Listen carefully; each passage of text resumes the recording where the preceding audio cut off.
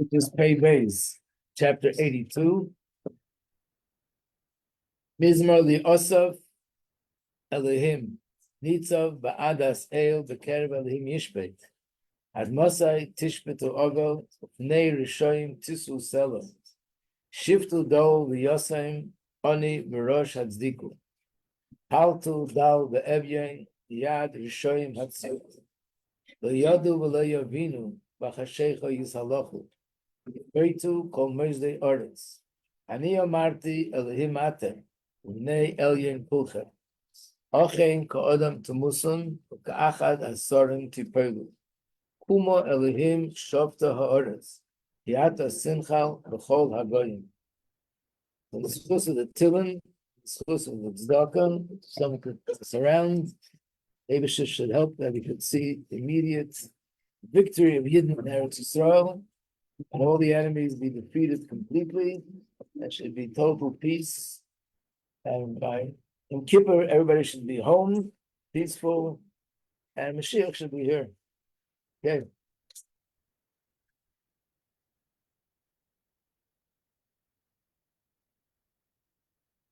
So we're now in the time of the year which is very unique. There's no other time of the year that is so sort of full of special days and holidays like this time of the year. We just had a special month, the month of Elul. Then we have Rosh Hashanah. Now we're in the midst of a time which is called the 10 days of Tshuva. Then we have Yom Kippur. Before we turn around, it's already Sukkot. Then we have in America, other countries outside of Israel, 2 more days, Shmini Atzeres and Simchas Torah. So being that this is a class on Mashiach Gula, I want to point out how every one of these days, in addition to being the yontiv that we know that it is, they're also all connected to Mashiach. One of the things that the Rebbe, we see the Rebbe had this passion whenever it came to different times of the year, was to find in everything and anything its connection to Mashiach. So being that we're right now before Yom Kippur, let's start with Yom Kippur, and then we'll go into the other Yom Tovim. Yom Kippur is a day of atonement, a day of atonement for our sins. What is the connection there to Yom Kippur? So we'll start with another question, and that is that Sukkot is considered the happiest time of the entire year, which means even though we are commanded to always be happy, where's there such a commandment? I'm telling you, there's a commandment. It's in Tehillim, one of the places, chapter 100, where it says, Ivdu es Hashem b'simcha, serve Hashem with joy. So it means our davening, our learning, everything we do has to be with joy. And being that we're also told to serve Hashem with everything we do, so therefore we're always supposed to be b'simcha. But when it comes to a yontiv, any holiday, there's an additional mitzvah with practical halachic applications and implications of what we need to do, because you must be the simcha on a yontiv. But all this does not compare to the simcha that was during Sukkot. In fact, in one of the classes we already learned about this, that during Sukkot in the Beis Hamikdash, there would be dancing and singing every night. And it means literally the entire night, to the point where the Gemara says that they hardly slept the 7 days of Sukkot. They were up during the day, they would do whatever you need to do during the day. And at night, they were up all night doing what? Just dancing and singing in the Beis Hamikdash. And the Gemara says, whoever did not merit to witness the joy in the Beis Hamikdash during those 7 nights, never really saw real joy. That's how simcha, how much simcha there was during the Yom Tov Sukkot. What was all the simcha about?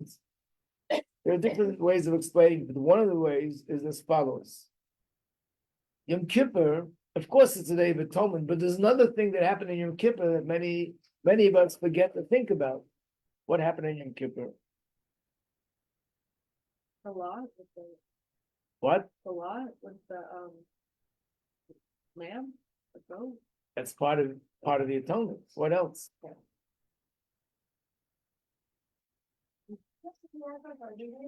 What? When we ask That's all part of Yom Kippur. I'm looking for something else that happened. Also, something big, historically big, huge. That wasn't on Yom Kippur. Nope. You all know the answer, but you're not thinking of it. That's why I said we don't think about it. Why is Yom Kippur Yom Kippur?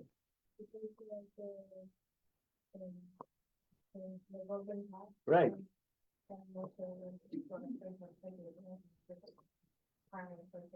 And what else? Right. What happened was Moshe came, gave us the Torah. 40 days later, he came down with 2 tablets with the 10 commandments in writing, and he saw them worshiping the golden calf. What did he do with the 2 tablets? He broke them. And then he asked Hashem for forgiveness. And he was praying and praying, and finally, on the 10th day of Tishrei, Hashem said, Solachti kidvarecha, I forgive the Jewish people. And what happened? And then Hashem gave him a second set of tablets, and now he gave the Torah to the Yidden the second time. So because he gave the Torah the second time, that's why it's also a day to celebrate Torah, not just a day of atonement, it's also the day that we got the Torah. Number 1, yes. Right, Matan Torah is on Shavuot. Right, but the Shavuot Hashem gave the first 10 commandments, right? No, let me tell you how it worked. On Shavuot, Moshe came down, and they heard Hashem saying that Seret HaDibro, the 10 commandments, but he didn't bring the luchot with him, the tablets. Then he went upstairs, do some more learning, for 40 days and 40 nights. Then he came down with the 2 tablets. That day was the 17th day of Tammuz. And when he came down, they were worshiping the golden calf, he broke it. So first he went up, first he gave the Torah, meaning he just stood on the mountain, Hashem spoke and gave the 10 commandments orally. Right, that was Shavuot. That's when it began. 40 days later, he broke the tablets. He came with it, but he had to break it. And then 80 days later, on Yom Kippur, that's when he gave the tablets the second time. What? Altogether, 120 days. Yes, 3 sets of 40s. First 40 days, it was up there receiving the Torah. The second 40 days, he was praying for forgiveness. Hashem did not forgive. And the third set of 40 days, at the end, Hashem forgave. And that's Yom Kippur. Right. You're welcome. And it says in Gemara, Medrash, there's a pasuk in Shir Hashirim, where it says, the day of our wedding date with Hashem and the day of rejoicing. What's the wedding day? When Hashem gave the Torah. That's our wedding. Hashem is the chassan. We're the kala. And the marriage took place on the day when Hashem gave us the Torah. What happens after a chassan and kala get married? They have Sheva brachos. For the next 7 days, they're celebrating. So basically, the joy on Sukkot is celebrating the fact that Hashem gave us the Torah. It's not immediately the day after, for whatever reason, but from Sukkot on, we have 7 days, exactly the same idea. We're celebrating the fact that Hashem gave us the Torah the second time. But now, we can ask a question, so why now? Why not celebrate 7 days after Hashem gave the Torah the first time? That was the beginning. So there should be 7 days after Shavuos, we should be dancing and singing all night long, celebrating the Torah. So the answer to that is that when we got the Torah the first time, it didn't come through our tshuva. It just was a gift Hashem gave us. The second time, we were like Bali tshuva. We did an Aveira. We committed the sin of the golden calf. And now Hashem accepted our tshuva and gave us. After people do tshuva, their love for Hashem and their attachment to Hashem and their passion for everything is infinitely greater, much more intense than a person who gets something without the tshuva. So therefore, the joy is also so much greater than the joy that we had the first time. First time Hashem gave us the Torah, we were happy. But the joy that we had after taking it away from us and giving it back through tshuva is much greater. It's like a person who was always close to Hashem and enjoyed Hashem's presence, he enjoys Hashem's presence. But a person who, God forbid, lost that connection and then they got it back, their joy is so much greater. So how's that connected to Mashiach? The Gemara says that there are two stages in marriage. One is called Kiddushin, and one is called Nisuin. What does that mean? What we see today, when you go to a chuppah, we're actually witnessing two stages, but they're all happening at one time. Years ago, there was a 12-month break in between the two stages. Stage number one was where the husband gave the wife a ring, and he said the words that they're married. And from that point on, they're considered, according to Torah, husband and wife, but they weren't allowed to live together yet as husband and wife. In fact, what they did was they took a break for 12 months. She got ready with whatever she needed. He got ready with whatever he needed. And then came the marriage. And what's the marriage itself? The marriage was going under the chuppah together, saying the special blessings for the marriage. And then the yichud, when they go to the yichud room, when they're in their private room together, and that completes the marriage. Today, we do it all together, under the chuppah. That's when he gives the ring. Why do they do that? Because as people became weaker spiritually, the rabbi saw that this is a little bit of a dangerous time. It's a dangerous zone. They're already married, so they're very close to each other.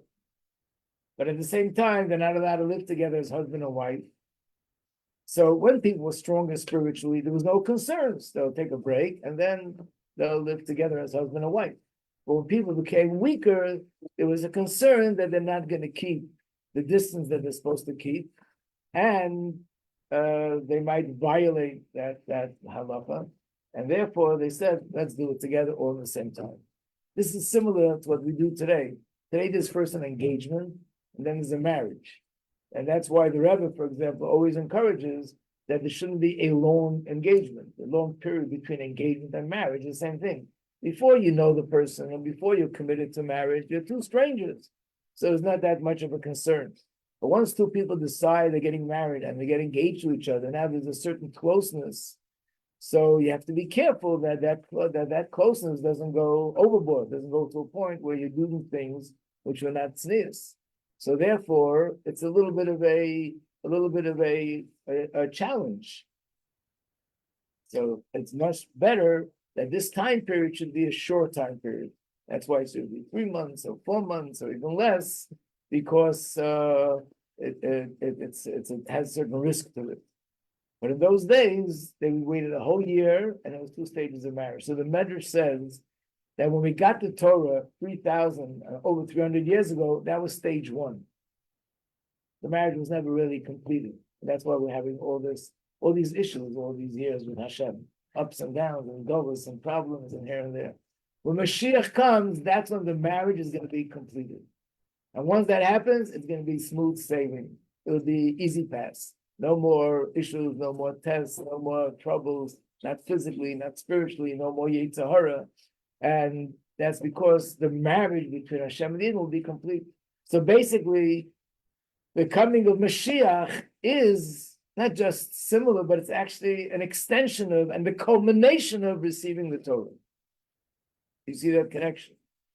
And that's why Yom Kippur, which is a day of atonement, but it's also connected to receiving the Torah, because this is the final stage of what started those years back.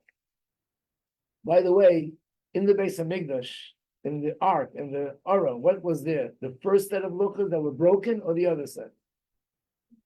Both were there. And it says that the 2 sets of luchas, they represent, hello, teacher. Yes. I'll finish it. Yes, it is. Yes. Yeah. Sorry.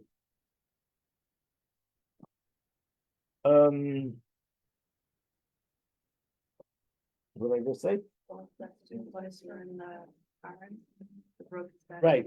So it says that the one set of luchas represents serving Hashem like tzaddikim, which is the first set, which we got without the work of tshuva. We just got it as a gift. And the second set, which is the broken, and the second set, which is the complete luchos, that's the one that is came through tshuva. And it's interesting, the first set, which didn't come through tshuva, got broken. The second set, which came through tshuva, is so much stronger, so much more intense, and that one is lasting and is complete all this time until Moshiach comes.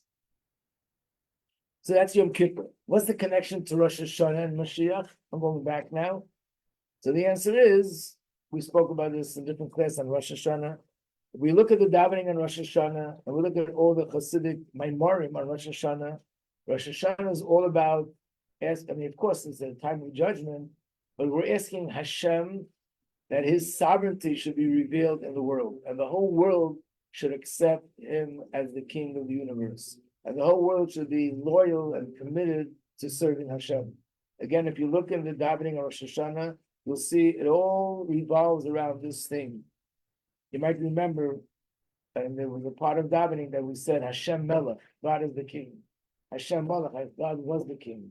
Hashem Yimlech, God will be the King. And how many times did you say it? I don't know if you remember, I don't know if you counted, but it's literally hundreds of times between the 2 days. Hashem Melech, Hashem Melech, Hashem Yimlech, Hashem Melech, Hashem Melech, Hashem Yimlech. The Chazan say it, and we say it, and the Hamelech HaKadosh, we're saying everything is about Hashem's sovereignty. And when will it be that Hashem's sovereignty will be in the whole world and accepted by the whole world? That's going to be when Mashiach comes. Where's the connection between Sukkot and Mashiach? So let me show this to you by giving out this sheet here. Yeah, thank you. First, let's take a look at the page that says the Berichas HaMosim, the blessing after a meal. The benching. There's a part of the benching, 99% of the benching is the same, but then there's a part which we add when there's a holiday, when there's a Yom Tov, which is Yalav Yovo. But there's another part here on this page, 93. So you look at the bottom, it says, on Shabbos, you add this.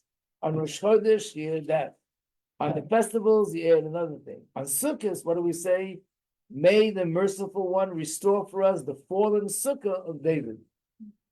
What's the fallen sukkah of David? He had a sukkah that fell. It means the kingdom of King David. And people ask, why are they referring to kingdom as a sukkah? Sukkah is the opposite. Sukkah is just a little hut. It should be like a house. So one of the explanations that are given, again, there's many more, is that the difference between a hut and a house is when a house collapses, you have to rebuild something new completely. When a hut falls apart, you just, like a tent, you just put it together again. It's not such a big deal. Meaning to say that in essence, the kingdom of King David, it never really fell apart completely. It just was not as revealed as it is, but it's always been there. And Mashiach comes, his kingdom, Mashiach will be descendant of King David. And one of the things we learn in the Rambam is he will restore the kingly dynasty of King David once again. And why do we say this on Sukkot? So clearly there's a connection between Sukkot and the union of Mashiach and the kingdom of King David. Also, remember we said, this is one class, I don't know if the other class learned about it, that on Sukkot, we have visitors that come to visit the Sukkah. Friday night, the visitors are angels, and on Sukkot, the visitors are tzaddikim. Avram Avinu comes the first night, Yitzchak comes the second night. Who comes the seventh night? The seventh night is David Malka Mashiach. David, who is the ancestor of Mashiach. So basically, from that end, we see this, but also there's another thing.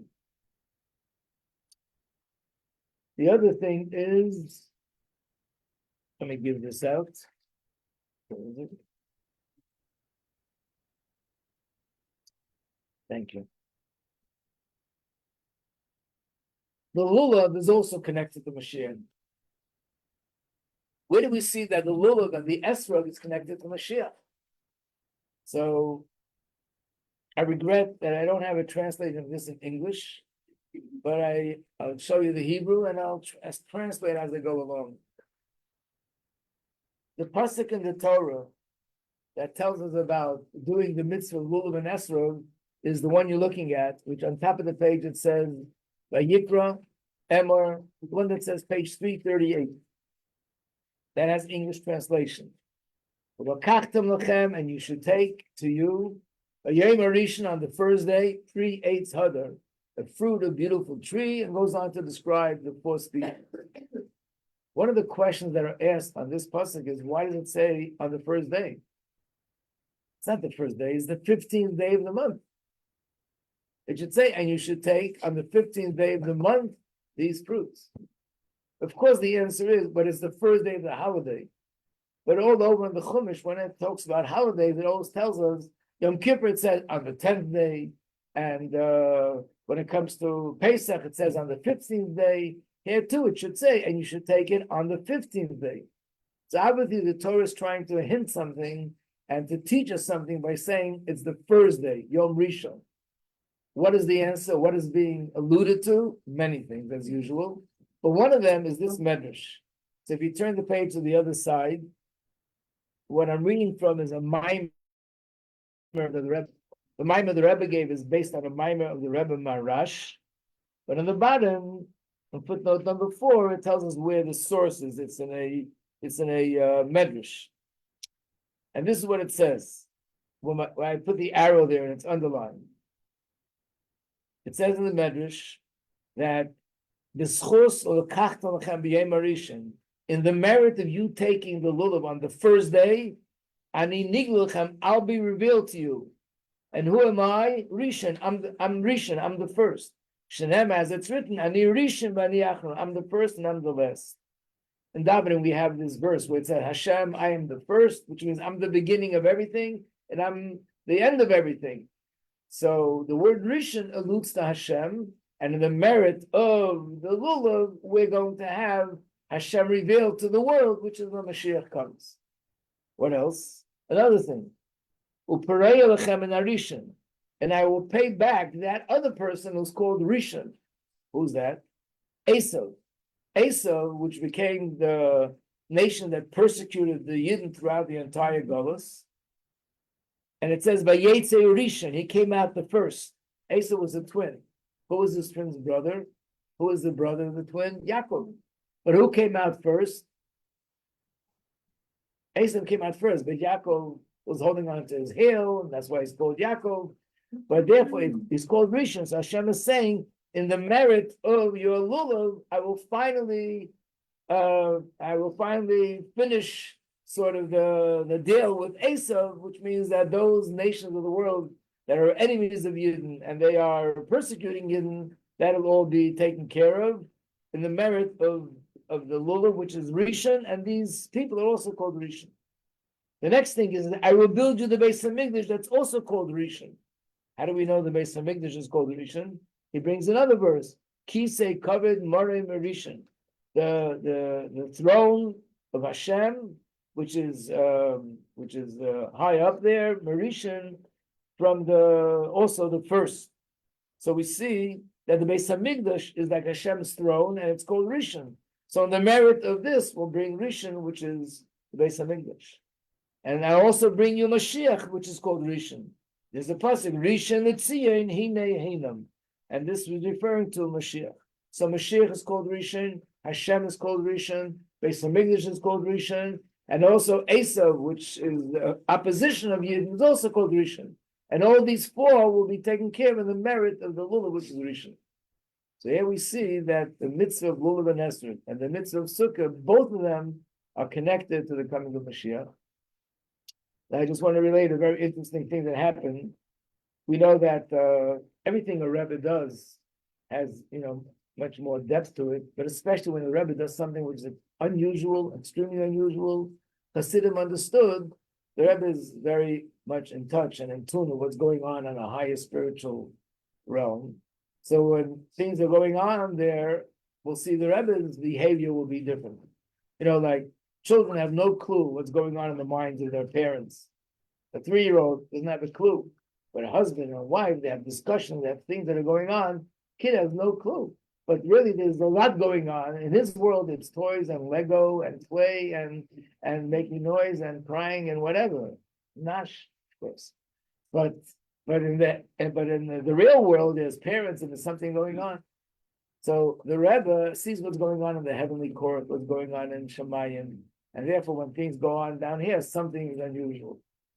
The year that the Rebbe had the stroke, which was 1992, the entire months from Rosh Hashanah until the day that the Rebbe had the stroke, there was a lot of things that the Rebbe did which were sort of unprecedented. Never did this before. And it was clear later, after the Rebbe had the stroke, that this was somehow related to what the Rebbe saw was coming. Either the Rebbe wanted to prevent it from happening, or the Rebbe did things to give us the strength to sort of survive after it'll happen, but definitely connected because it was things that never happened before. One of those things happened on Sukkot. What happened?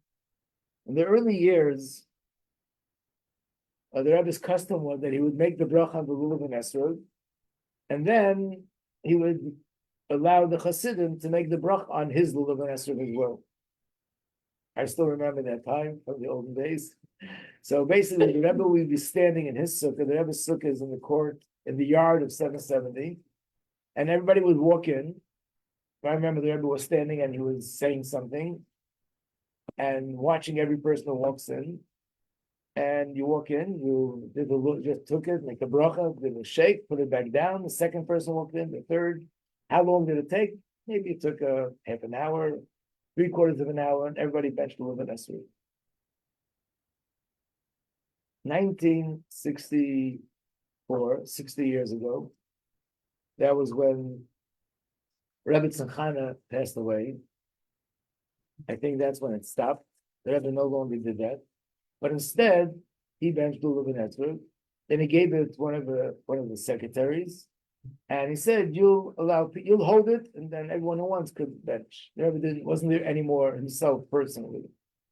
And over the years, the line grew and grew and grew. It wasn't a half an hour, it wasn't an hour, it was hours. A lot of people, and it was so long that they had to take a break in the middle, bring it back to the Rebbe who was davening with his lulav and esrog, then bring it back to the people to bench on it. 1992, which really it was no, it was actually 1991, but in Hebrew it was Tav Shanun Beis. When the person, his name was Rabbi Harlik, he came to the Rebbe to ask for the lulav and esrog. The Rebbe says, "Where do you usually stand when you do it?" And he pointed, "I stand over there." The Rebbe took the lulav and esrog and he went to that spot and stood there himself. And we watched every single person make the bracha. How long do you think it took? It took 6 hours. Started 9 o'clock, finished 3 o'clock. I remember the Rebbe's doctor, his name was Dr. Feldman, he begged the Rebbe to sit down and stand for 6 hours. And he knew that there was a certain problem the Rebbe had with his leg. The Rebbe stood 6 hours, was standing. And what did he do? He just watched every single person make the bracha and said amen on everybody's bracha. And after that, we went to daven, 3 o'clock in the afternoon. Could you imagine? Davening starts 10 o'clock in the morning. And according to some standards, that's also too late a little bit. But that's our custom. We start at 10 on Shabbos and Yom Tov. But this time started 3. The davening ended so late that when it came to Mincha, the Rebbe davened with his talis Mincha, which we usually don't do, and davened Mincha, and then the day first began. So what this was all about, I can't explain to you. No one can explain to you. There's no question that time is very precious by the Rebbe. We all know that. The Rebbe, every moment is precious. The Rebbe never left Crown Heights. Even the Rebbes of Chabad before would travel. They would go visit other Hasidim. The previous Rebbe, the Rebbe Rashab, they would go places just to be in a quiet place for a week or two, which they called in Russia dacha, a place like in a country area, just to get fresh air and to relax from all the pressure. The Rebbe never did that. The only place he went to was the Rebbetzin asked the children's camp called Gan Yisrael, they should ask the Rebbe to come visit the camp. So give the Rebbe a chance to breathe some country air. And the Rebbe did it. He did it 2-3 times. When they asked the Rebbe the 4th time to come visit the Rebbe, it was years later, the Rebbe said, I still didn't make up the time that I lost from the previous trip, so please don't ask me to come again. The Rebbe had a schedule Every second was taken. And here they were standing for 6 hours, supposedly doing nothing, just answering only on people's brachas. But one of the ways that people sort of made an attempt to interpret it is that when you bench Lulav and Esther, what are you thinking? There are a lot of things to have in mind. There was something which the Rebbe wanted us to have in mind, which is not, we don't know those things. The Rebbe does.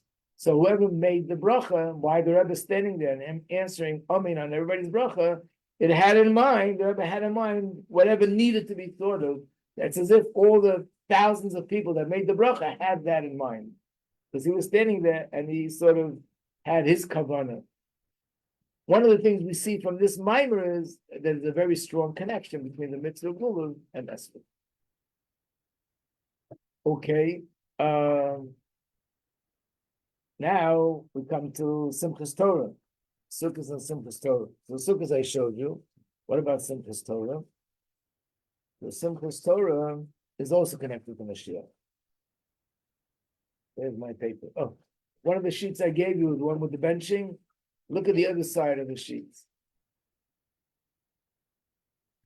The other side of the sheet is the singing on Simchas Torah, the Hakafas.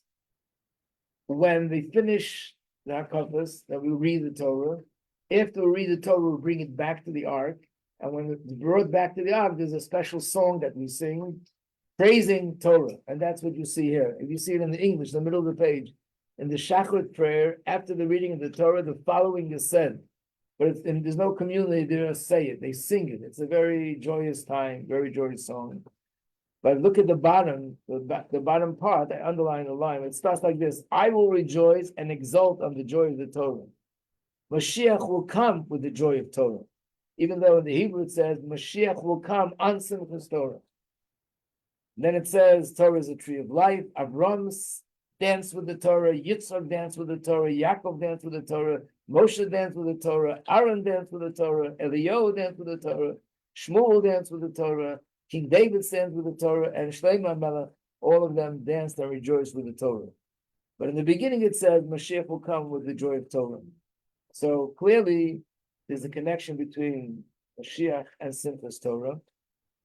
And in fact, that's why, even though what happened last year on Simchas Torah was like the most tragic thing that could happen, according to all accounts, and the fact that it happened on a day like Simchas Torah, out of all the days of the year, it doesn't matter what anyone else had in mind, what anyone was thinking, the fact that Hashem allowed something like this to happen on such a day, if it would happen on Tisha B'Av, it would somehow fit in, but it should happen on Simchas Torah. Clearly, it must be, even though it was something negative, but it was one of those things that is clearly part of the process of leading up to Mashiach. But one of the connections is simply that Simcha and Mashiach are all connected. In fact, the word Mashiach are the same letters. I don't know if this is them. They usually teaches this Sikha this time of the year, but this is the word for Mashiach. Mem, Shin, Tes, Mashiach. And I didn't write the Yud. Did you read it? Ma, Shiach. Simcha spelled Shin, Mem, Tes. Sameach. Same letter. Mem, Shin. The root letters of Mashiach is Mem, Shin, Ches. And the root letters of Simcha is Shin, Mem, Ches. And the reason for that is because the only time there'll be the ultimate Simcha, the real Simcha is when Mashiach comes. There can't be any true Simcha until Mashiach comes. Because no matter what, nothing is complete. There's always pain, there's always suffering, there's always something happening that's hurting. And if a person has a situation which is unique, that they have everything they need, even if that's possible, but how could you be happy when your brother, your sister, your father, your mother, your relative, your friend, your neighbor, or another Jew at the end of the world that you don't know about is hurting? How could you be happy? So there's no way in the world the real complete Simcha until Mashiach comes. So that's one reason why Simcha is the same letters as the word Mashiach. And another reason is that one of the things that brings Mashiach is Simcha. And the reason is Simcha breaks all barriers. There's no greater barrier than Govus. These are walls that are blocking us, and we're in a big jail. That's what Govus is. And simcha breaks barriers. So therefore, when there's simcha, it breaks the barriers of golus. And if we're besimcha and we break our barriers, then Hashem overrides his barriers, and whatever barriers there are that are not allowing Mashiach to come, and then Hashem sends Mashiach and takes him out of golus.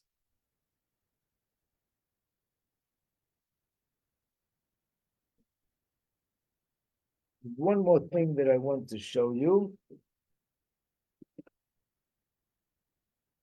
I mentioned the other day in the class, if you don't mind to give this out in the meantime, that after Yom Kippur, there's a switch, a shift. Up to Yom Kippur, it's a time of introspection. It starts with the month of El. Introspection, tshuva. Yes, we're not allowed to be sad or depressed, chas v'shalom, but still introspection. And this goes up until Yom Kippur. Once Yom Kippur is over, there's a switch. And now, the main way of serving Hashem is with simcha. So on the sheet that I gave you, what you're looking at is the following. The fact that we have so many special days, it's not just happens to be that there's a lot of holidays and they all happen to be neighbors. Yom Kippur is a neighbor with Rosh Hashanah. Rosh Hashanah is a neighbor to Chodesh Elul. It happens to be that also the same time of the year is Sukkot and plus Torah. It's really one connection. I tried to make a diagram and it looks like going up steps, because it's really going up steps. It starts with Elul. The word Elul is underneath the paper, you can't see it. On the bottom it says Chodesh, but underneath it should say Elul. Then is Chai Elul, 12 days to Rosh Hashanah. Yemei Slichos, you're going up another step. Rosh Hashanah is another step. Aseret Mitzvah is another step. Yom Kippur is another step on the ladder. Then we have the 4 days between Yom Kippur and Sukkot. Then we have Simchas Beis Sheva. Then we have the Shana Rabbah. We'll learn about that yet. Then we have Shmini Atzeres, and the highest point of the ladder is Simchas Torah. That's the highest point. But there's a pasuk which is written over here. The pasuk begins with these words: "Smoilei tachas l'reishi." This is describing Hashem's love for us, using the metaphor of a bride and a groom, a husband and a wife. His left hand is under my head. The yamina, with his right hand, Hashem embraces me. We know that. What's the metaphor of a right hand and a left hand when we talk about Hashem? The right hand is chesed, Hashem's kindness and benevolence, and the left hand is gevura. So that means, it's brought down in Chassidus, that this is alluding to the 2 time periods. Up until Yom Kippur, that's the time that we relate to Hashem's left hand. And that's the time of introspection. Time to think more about what's going on with me and my life and what was last year like and how can I make it better. After Yom Kippur starts the Yemin Chapkeni, Hashem's right hand is embracing me. In fact, one of the things about a sukkah is, you know what a sukkah is? A sukkah is Hashem's hand embracing us. Think of the sukkah as something wrapping me, that's Hashem's embrace. And the halacha is that a sukkah is kosher, but it has 3 walls. It doesn't have to have 4 walls. Why? Because if it's Hashem embracing me, an arm has 3 parts. There's the wrist, the fingers. There's from the wrist to the elbow, from the elbow to the shoulder. So Hashem's embrace, his arm also has 3 parts. That's why the sukkah has to have 3 walls. But in other words, the sukkah is Hashem embracing us and showing us his love. And that's another reason it goes together why Sukkot is a time of such simcha, because this is the time of the year that Hashem openly shows us the love that he has for us. And that's why from after Yom Kippur, like the Rebbe, when Yom Kippur was over, the Rebbe would turn around to the whole crowd right before he walked out, and he would wave his hand 3 times, say, "Good Yontiv, Good Yontiv, Good Yontiv." And then the atmosphere, they started a very, very happy song, and they kept singing until after Simchas Torah, until next year. After Simchas Torah, it didn't stop with the singing. And the singing is the joy and the excitement that I have that Hashem is embracing us. And that embrace begins right Yom Kippur, that comes out openly on Sukkot and the Beis HaSheva and so on and so forth. So of course, when is the time that we'll openly see? Last year, Simchas Torah, after what happened, no one would say we saw openly God's love. We saw the opposite, unfortunately, openly. But when Moshiach comes, all these things will be open. That we'll see Hashem's love openly, and that's the highlight, and that's the ultimate goal of the Chodesh Tishrei, to reach that point, which is Geula Hashlema. Okay, L'chaim. It's water. For all those that are watching, don't get scared. It's water.